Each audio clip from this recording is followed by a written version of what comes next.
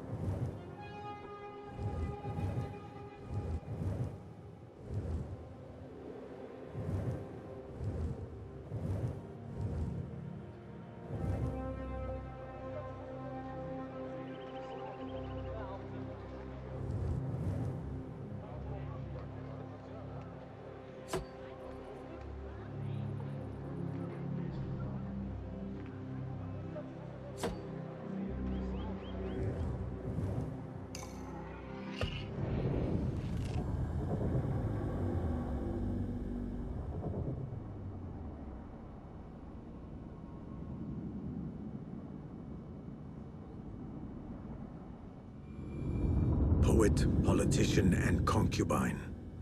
I will soon know which one wears the mask.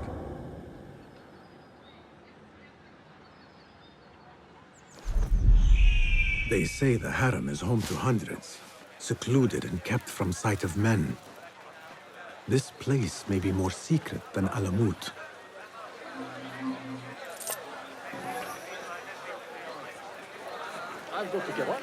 They say no man may enter the harem unless he is a eunuch, or the Khalifa himself. I am neither, so this could be interesting.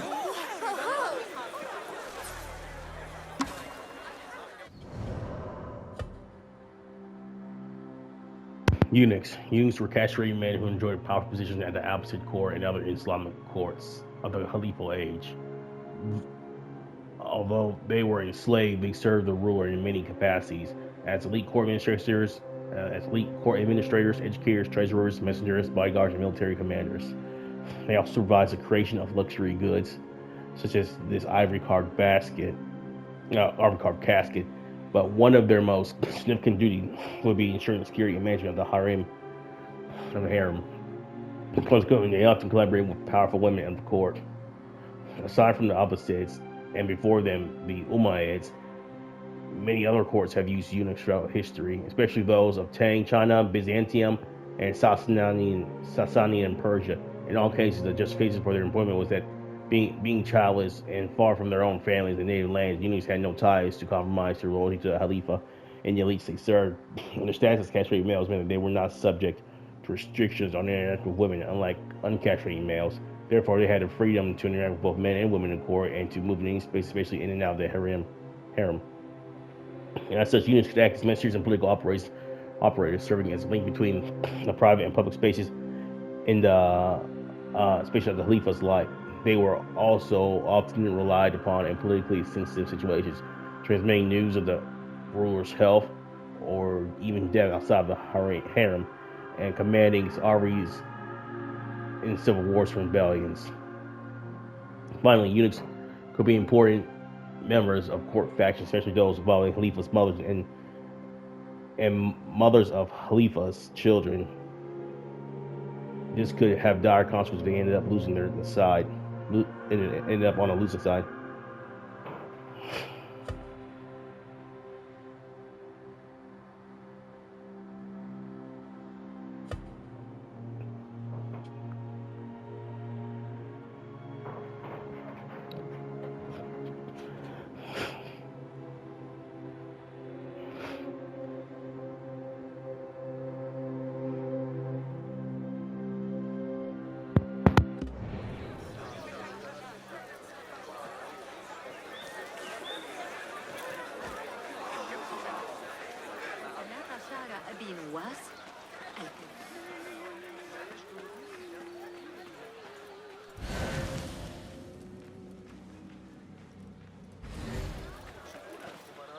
تفصل بينهم بالتساوي عدة أيام سفر شمالا وجنوبا.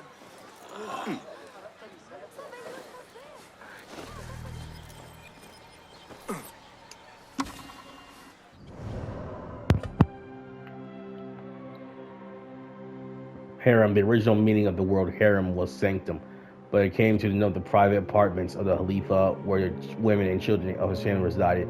As an institution, it is particularly associated with the opposites, but this seclusion of women was actually a long practiced tradition in antiquity. For example, Mesopotamian and Persian courts practiced seclusion as a way to both demonstrate a ruler's wealth and ensure the legitimacy of his children. The opposite Khalifas chose both free and enslaved women to be wives and consorts. Most Khalifas were themselves the children of enslaved women. In the 8th century, given that the dynasty was still fragile, most of these women were the daughters of the ruler's political allies. In time as the Khalifa's power was solidified and political alliances became less important, they increasingly chose enslaved women as consorts. Such women were highly educated and talented poets, musicians, and significant figures in the opposite cultural life. Wives and concubines all lived together in the harem with their children. The unmarried, widowed, or divorced sisters of the Khalifa and his mother. The mother managed the community, which ensured the day-to-day running of the harem. Servants, educators, cooks, singers, errand boys, eunuchs. Particularly important to this community were the Ramanat, female servants who had the capacity to freely between harem and the outside world. The complexity and luxury of the Khalifa harem did not represent the life of most households. The strict seclusion of women was unaffordable for all but the wealthiest urban families, in which women did not have to play any active economic role. Indeed, outside the houses of a few elite members of the opposite society, many women participated actively in the economic and social life of the city.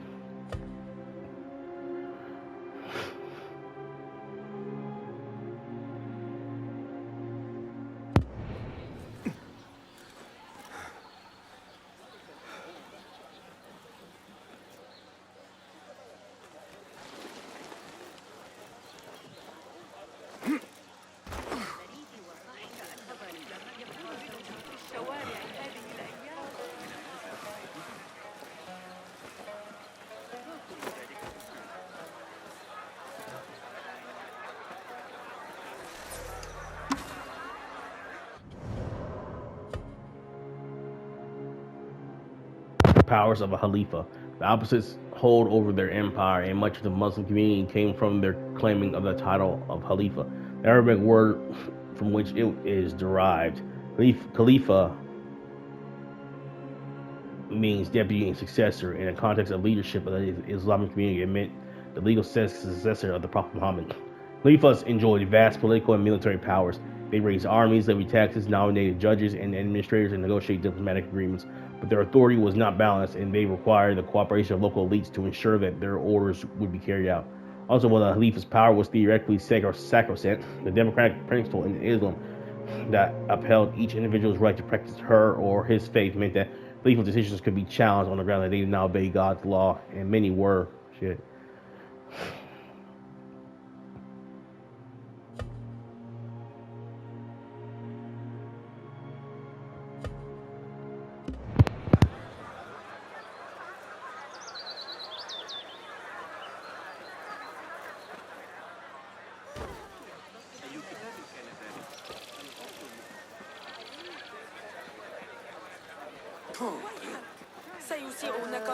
I need your help, my friend. أيها الأحمق، أيها المتوحش، كف عن ذلك. لو كديلي بشفاق كان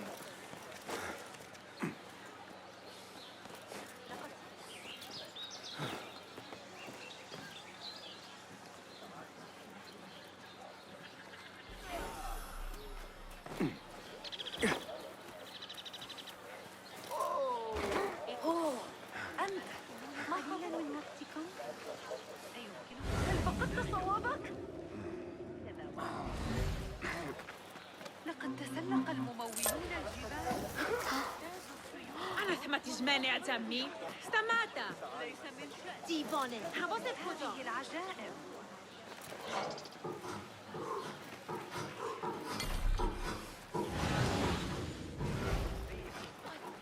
No! It must be here! Guard! Help! Someone take my coin purse! I've been robbed! Guard! Call the sheriff! Please help me! There's a thief here! Please help me! صخر حنين سيتسنى لنا أخيرا.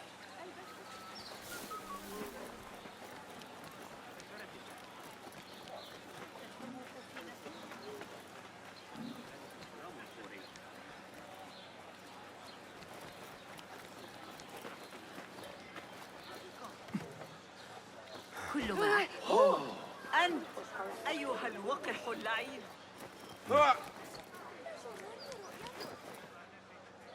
أي سرور هذا يا أنت؟ كنت اذبح ستخيل. رماحك.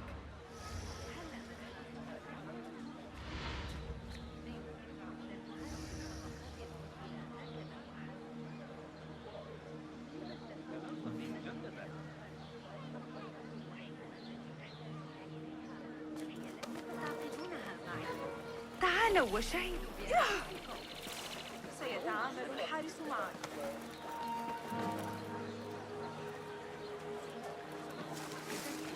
في ورشة صغيرة وجدتها بالقرب من الظاهرين. بالطبع يعد حي الحربيات وأنا متأكدة من أن لديه جميع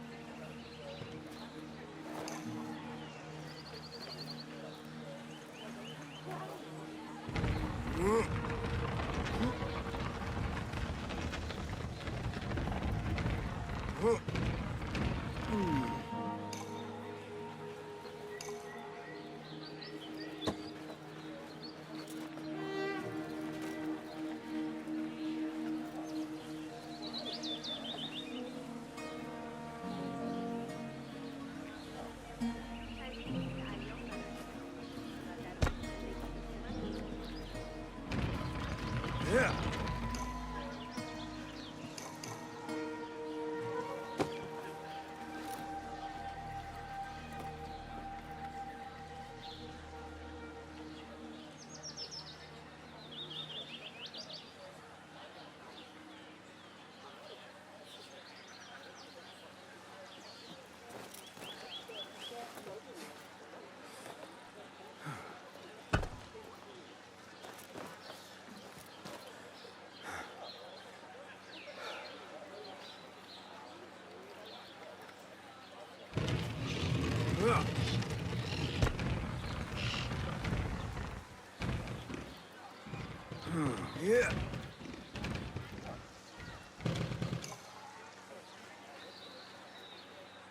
Yeah.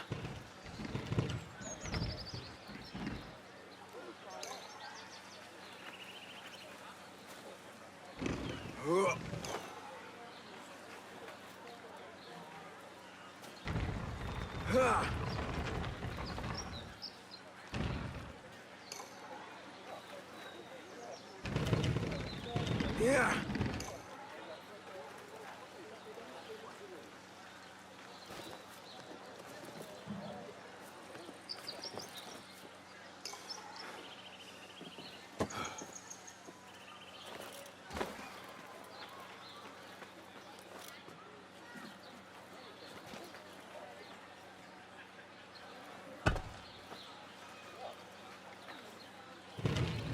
Yeah.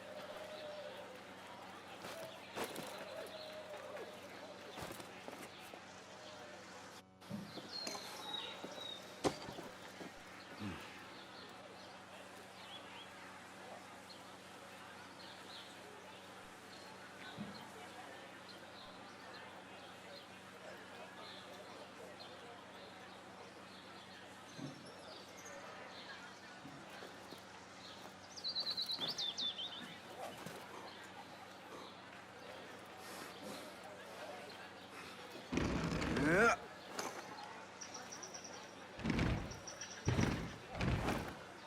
Yeah.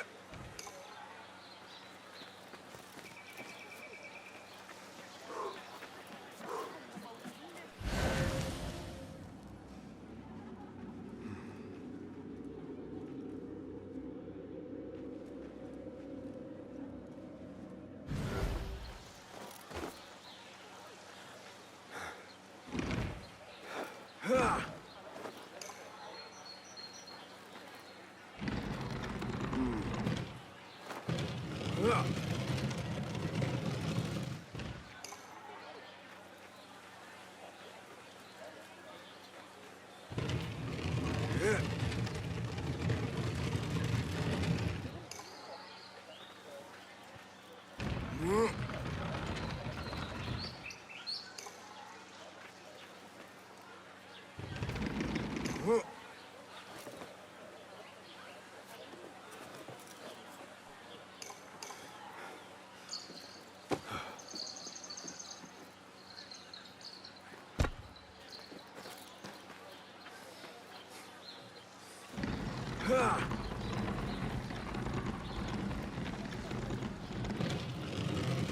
Yeah.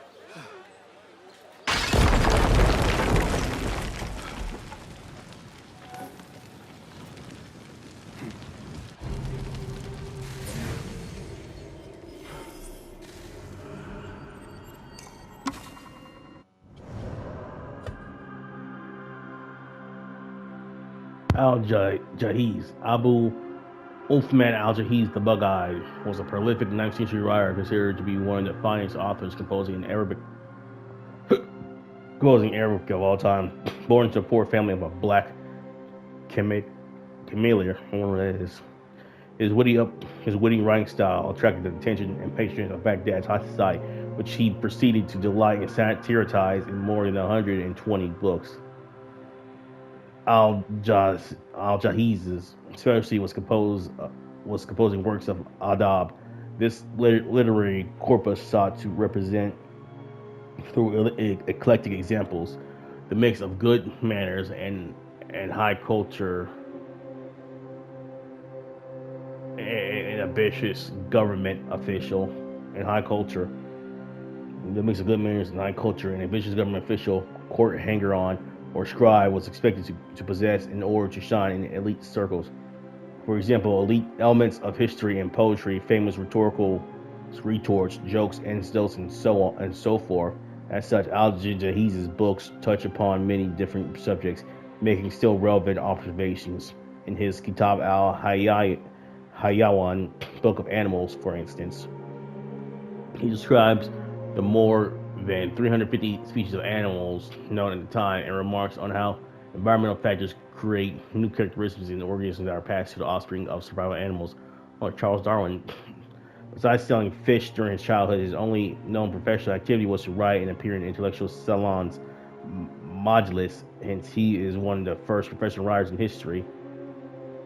According to legend, even his death was linked to his love of literature. While rummaging through his vast collection of books, he is said to have been crushed by a collapsing bookshelf. Fuck.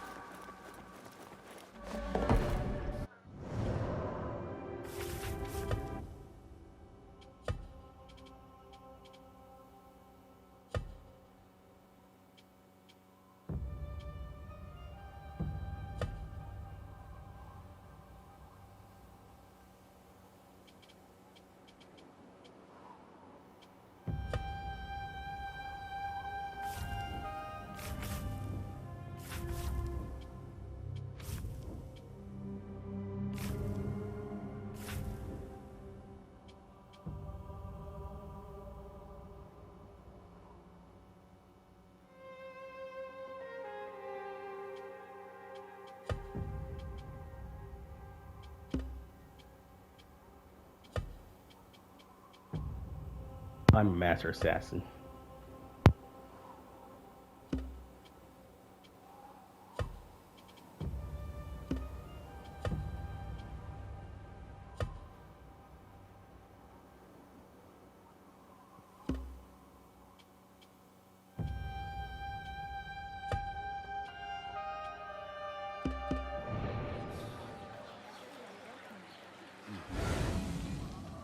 Be my eyes, Enkidu.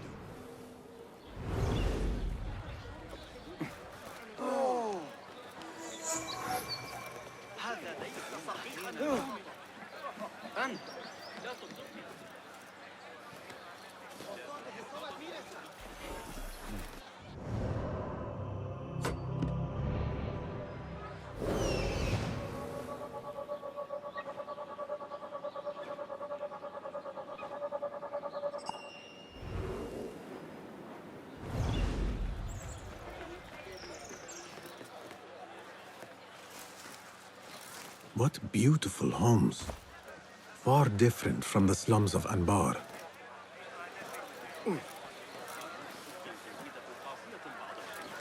ولكن إذا كانت للحفاظ على الآداب العامة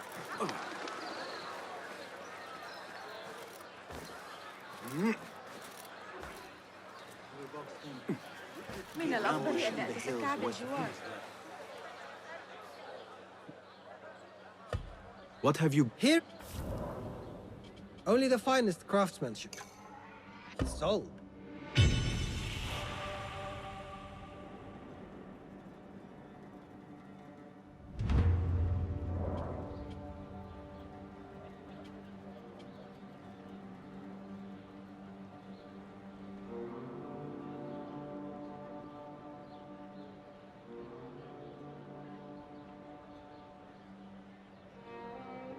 One's defense is the best investment.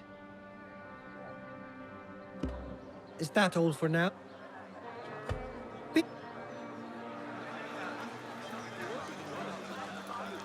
He's got a new falcon.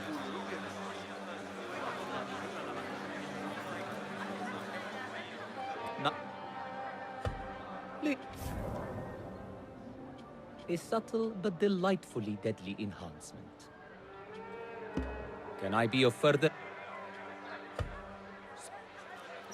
Far more pleasant than some boat.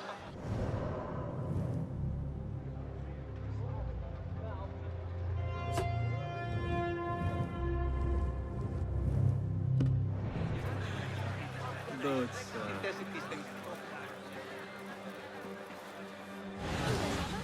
إذا أردت المساعدة في التعامل مع المغربيين لنحصل على عشب البرع. هذا غير معتاد.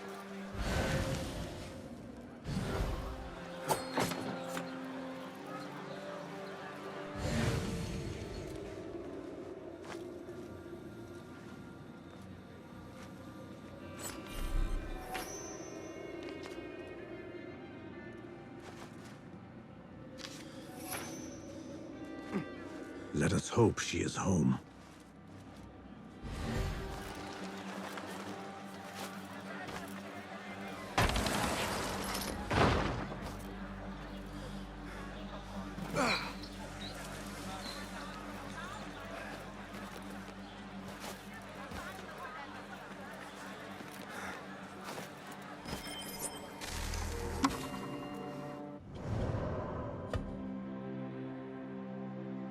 Kian, singing girls, a distinct class of women in opposite side were the Kian, often brought to the Khalifa court from distant reaches of the empire and beyond. These women were highly educated and trained entertainers whose proximity to the Khalifa could lead to powerful positions. As a special type of enslaved women, the Kian tended to be much more expensive and to have a higher social status than regular concubines who did not have training as poets and entertainers.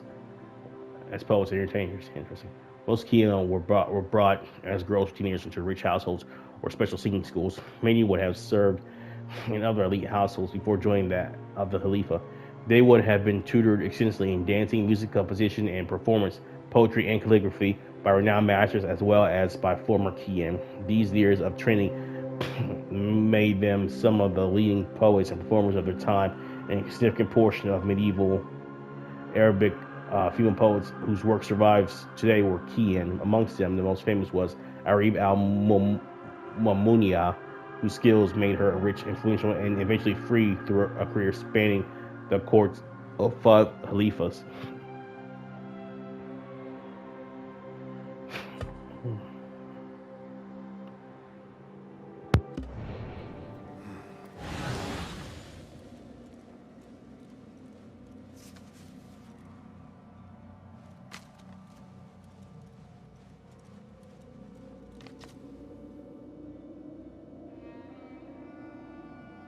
Dobo Saidi Dati. Such a darn performance last night. I fear what was brazen in me is beaten to sweetness. Any sharpness of wit long softened. You must teach me the merry dance you do to avoid rebuke. I would learn its steps, unless there is no such dance. Perhaps your power is such that if you but plant your feet, they must dip and bob to skirt you. Kabiha.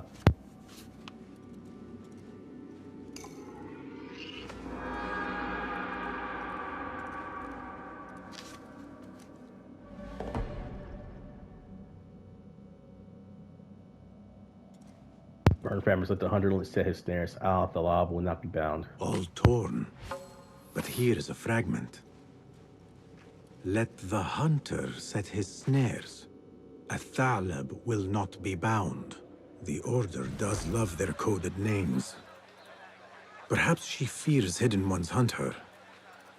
Still, I need more than this. You will not bar me from my guests. This is my house. Vote with my generosity! But by my genius.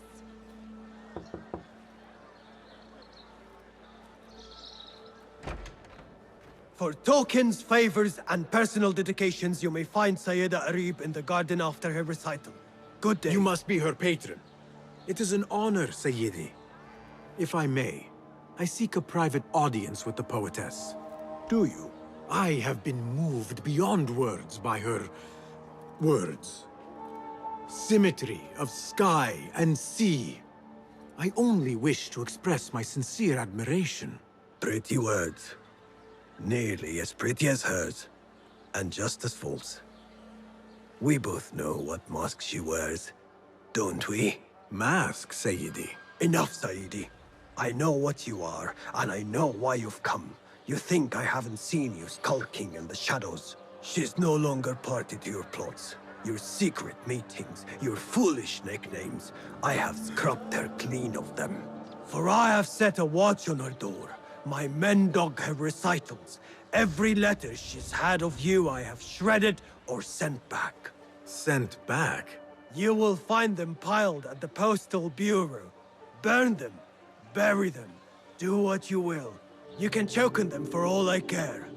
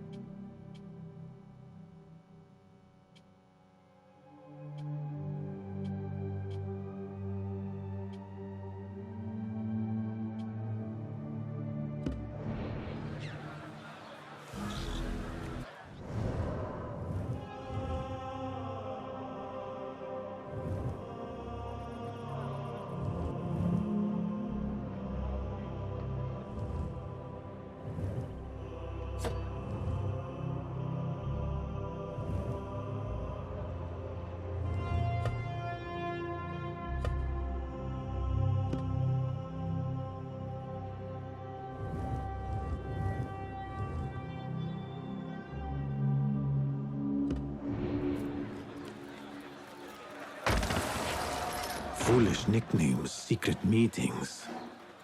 The patron may have thought me a member of the Order of the Ancients. The piles of letters at the Postal Bureau may reveal more. Let us see what mask you wear, poetess.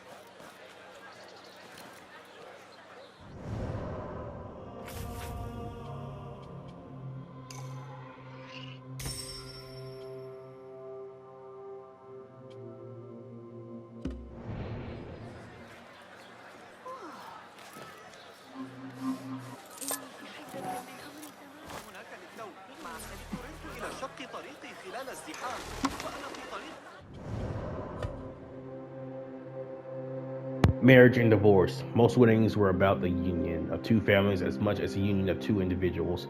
Women could not legally give themselves away in marriage and needed approval of a male relative, their prospective husband, who could have briefly met her in the street or in a family-supervised environment, needed to show his reliability by offering a dowry that his future wife would legally own and administer. Once permission was given, a party was organized by the bride's family. Festive scene represented in this ceramic house may well be such an occasion.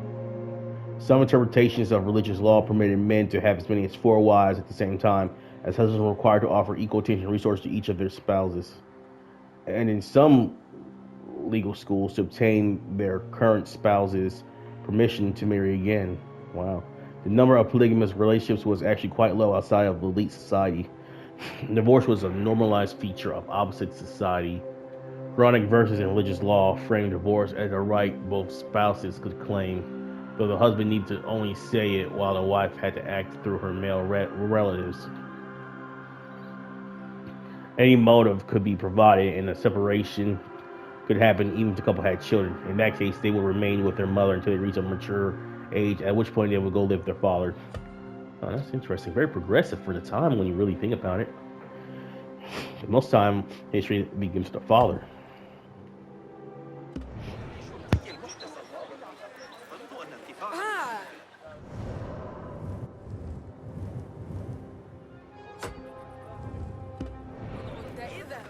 لكنني أستمر. قل أنت كف. إن ذلك ليس لقد قال قال إنه سيفكر فيها ويعود إليها، لكنني كلما قرأت أجده يتمتم عن أحد الأسس الفردية التي يعمل عليها ويتجاهلني تماما. لا يقتنع. هناك وحوش في القنوات حقا؟ يريد مني الحسن أن أواصل العمل، لكني سأضطر إلى لقاء إليك لاحقا.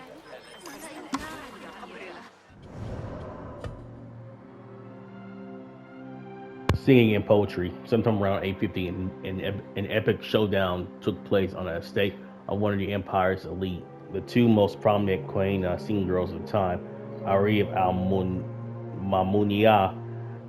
and Sharia, were invited to a musical contest held to determine which one was the best. Both women had been born in slavery to aristocratic fathers and mothers who were themselves Cana. So, through their skills, they had obtained wealth, influence, and even freedom. By the 840s, they had become teachers, training other enslaved women who did perform their proper compositions all around Baghdad. The duel was therefore a much anticipated event, even beyond courtly society. Members of each school faced off with songs and poems created by their teacher. Each perfectly followed the intricate stylistic rules of the time and covered themes ranging from religious homily to ribald flighting. In the end, Arif and Sharia confronted each other in a discussion full of witty repartees. In the decisive moment, the former managed to prove that her younger rival had ripped off some of her melodies from other popular Kana. For Sharia and her elite patrons, this was a shattering moment. Arif went on to receive gifts of land, gold, and silk for her victory. This story and dozens of others like it was collected in the 10th century Kitab al-Ghani, book of songs of Abu al-Faraj al-Isbani, one of the most important medieval Arabic texts. This work shows the importance of poetry and music in the opposite empire and society deeply influenced by the oral culture of ancient Arabia and Persia. Producing beautiful poems was indeed one of the best ways to attract the attention of a potential patron and acquire wealth and fame. Interesting stuff.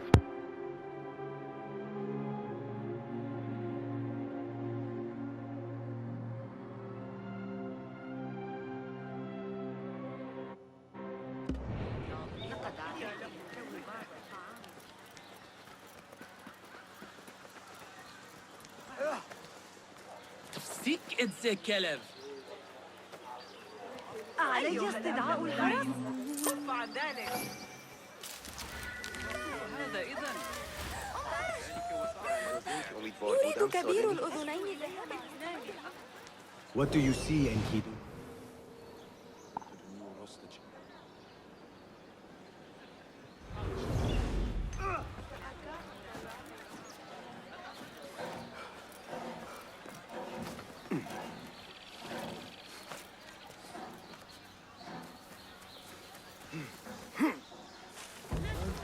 The Postal Bureau.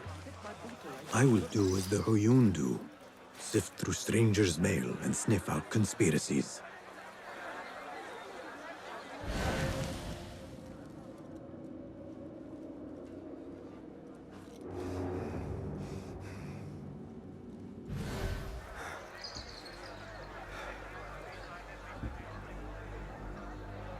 You hear about this Ali Joker?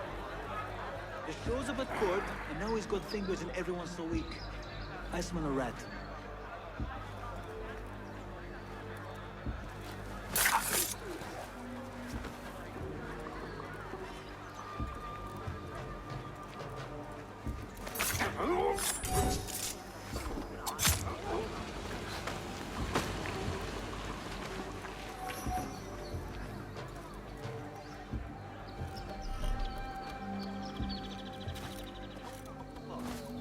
Show me the path ahead.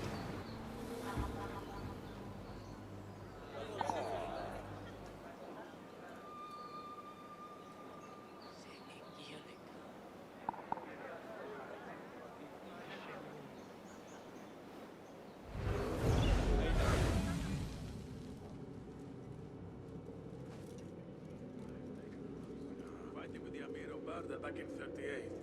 Got a spear in the back. Lucky I'm alive. Good.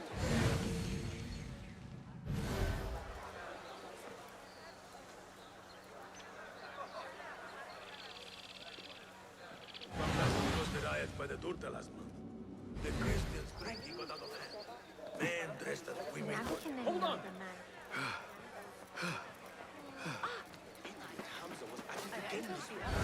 Taunting the new kid and stealing his food. There must be mail here from every corner of the Khilafah. Now to find Arib's.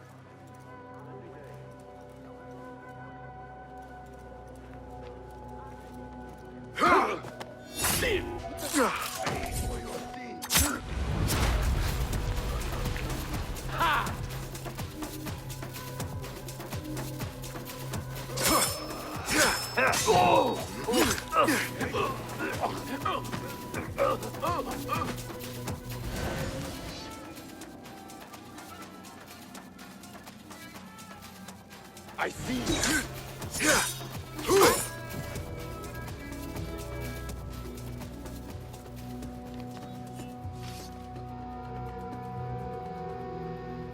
After the honey drips from her lips, a Thalab leaves the garden and follows the mouse. Secret order correspondence? Bad poetry? A bit of both? Harib could be a Thalab. The patron spoke of a recital in the gardens.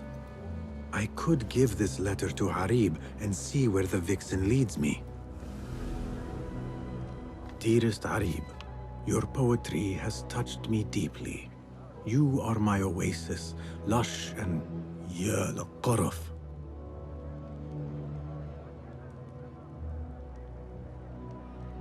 You are my oasis, lush and plentiful. Your words soothe my weary soul, telling you feel the same.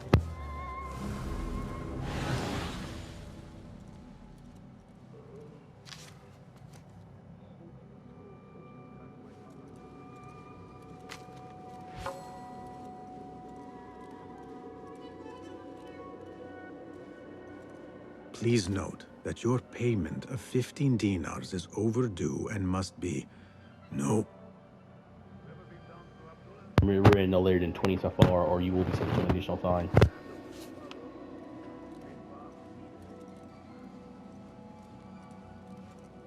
Silence your song of sin, or I will do it for you. How kind. Moving on. Threatening letter, you jade and jig offer a base of pleasure for your betters and pave their path to ruin. Silence your song of sin, or I'll do it for you. Woo!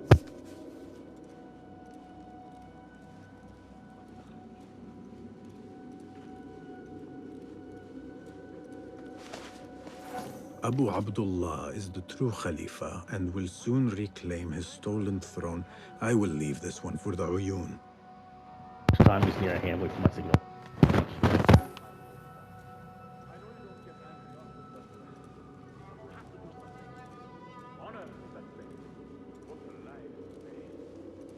Stand around and tell people what to do. I'm very good at it too.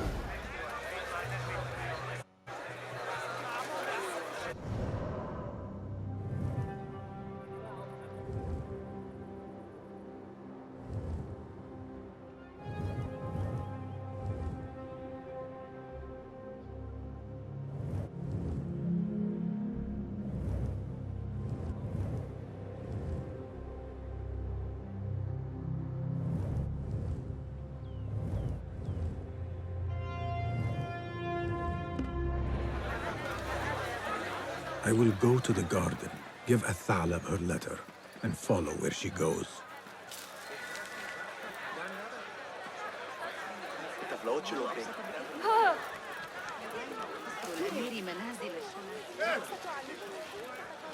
Rage as the ocean, I will sweeten your storms.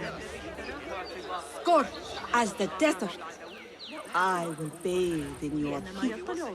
Be you ocean, desert, cobra, dove, all shapes and humors will I embrace.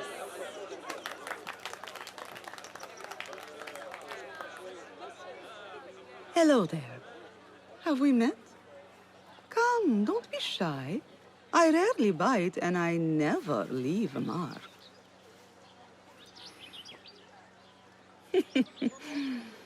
It seems there's no privacy in the public eye. How came you by that letter? Who put you up to this? I work in the dark to serve the light. I've met the men who serve the light. It seems its glare oft leaves them blind.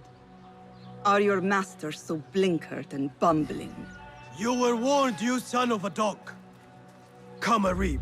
We will set no tongues to wagging here. Yours is the tongue that will not still itself, even when I beg for silence. You spurned the counsel of he who raised you, and without whom you would still be nothing? I raised myself. I authored myself. I have written myself into history. You are banished from my pages. Now be gone! How can I leave you to wolves such as these? You're a woman alone, unarmed. Words are weapons enough for me. Then let us see what defense they offer. Take her. There is somewhere the Sayyida needs to be, and you are delaying her. It seems that words can summon shields. We will need to make this quick. Here, dog! That's it! Hear that crash! Flee! Harib has left for her secret meeting. I must hurry. The letter commanded Athalam to leave the garden and follow the mouse. Perhaps Harib is not lost to me yet.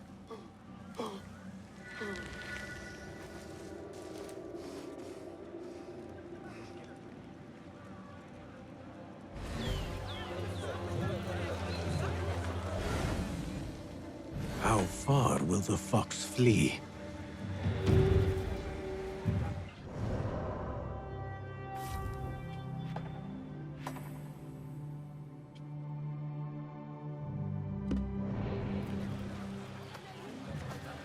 I, for one, will not judge. Perhaps he's an innocent man in a cruel world.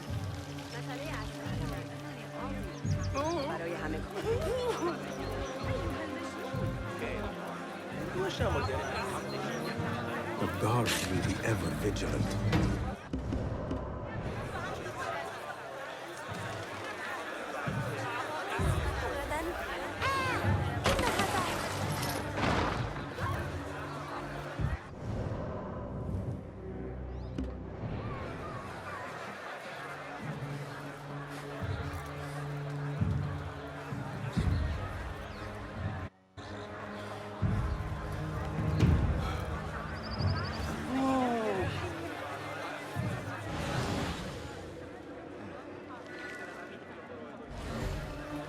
Yet another painted mouse.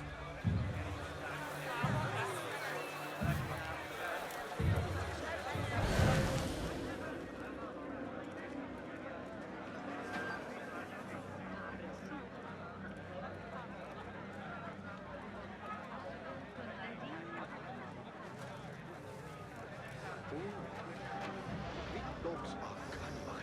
Those fireflies Wild mentioned, they are real. You die now! That's right.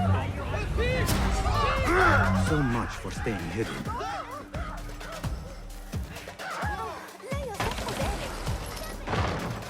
Got this, cowards!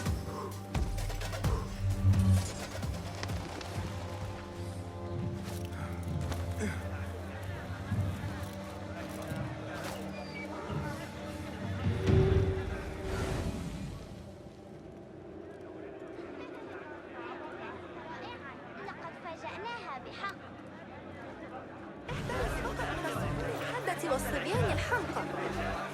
لكن علي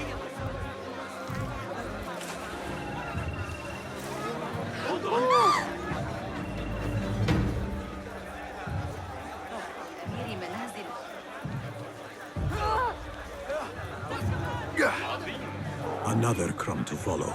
I am growing tired of this chase.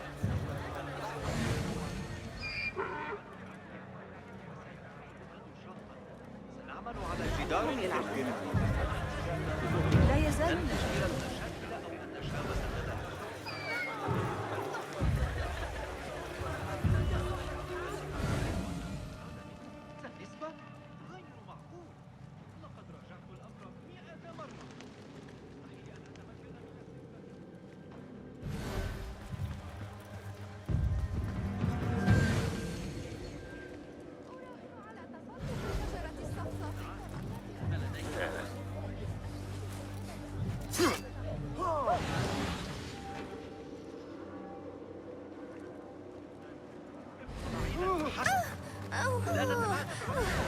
حذاري ستؤذي أحدا أيها السيد. نحاول الاستفادة. What do you see?